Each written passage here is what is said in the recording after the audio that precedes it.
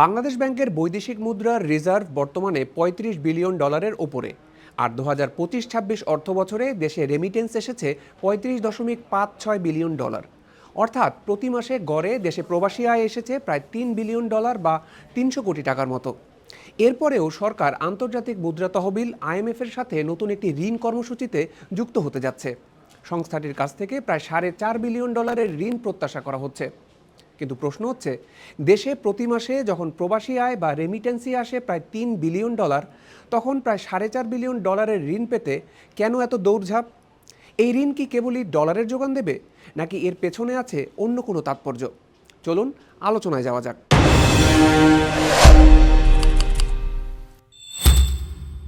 আলোচনার শুরুতেই আইএমএফের পুরনো চুক্তি কেন বাতিল হলো সেদিকে চোখ রাখা যাক। ২০২৩ সালে তৎকালীন আওয়ামী লীগ সরকার আইএমএফের সাথে ৪.৭ বিলিয়ন ডলারের একটি ঋণ চুক্তি করেছিল, যা পরে বাড়িয়ে ৫.৫ বিলিয়ন ডলার করা হয়। এই চুক্তির অধীনে বাংলাদেশ ৫টি কিস্তিতে ৩৬৪ কোটি ডলার পেয়েছে, যার শেষ দুটি কিস্তি পেয়েছে ২০২৫ সালের জুন মাসে।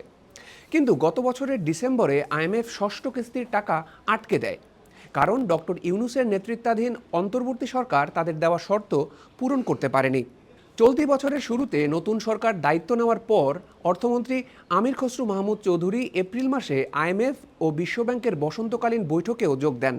সেখান থেকে ফিরে অর্থমন্ত্রী জানান, ঋণ পেতে আইএমএফের সব শর্ত বাংলাদেশ মেনে নেবে না।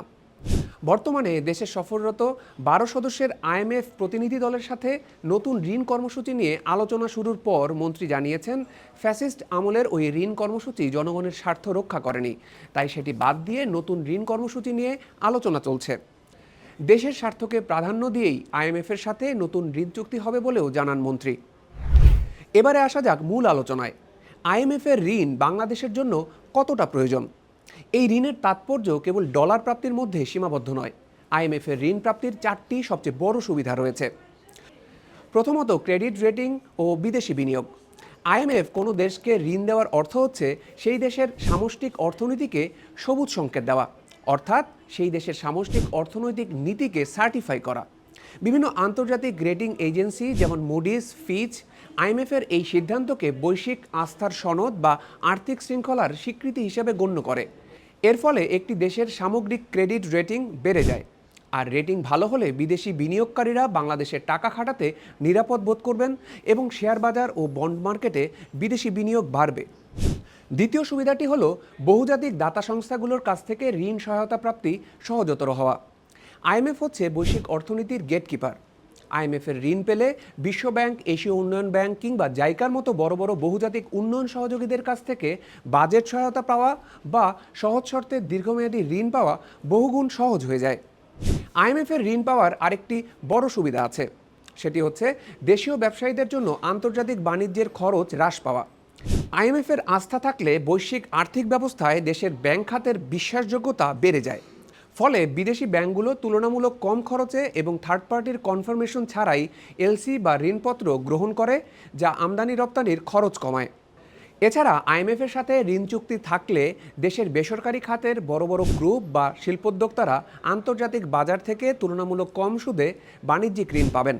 অর্থাৎ আইএমএফের সবুজ সংকেত থাকার অর্থ হচ্ছে দেশের বেসরকারি খাতও বৈশ্বিক বাজার থেকে কম সুদে এবং সহজ শর্তে বায়ার্স ক্রেডিট বা দীর্ঘমেয়াদী ঋণ সুবিধা পাবে। সদ্য ঘোষিত ২০২৬-২৭ অর্থবছরের বাজেটে আইএমএফের বেশ কিছু শর্তের স্পষ্ট ছাপ রয়েছে।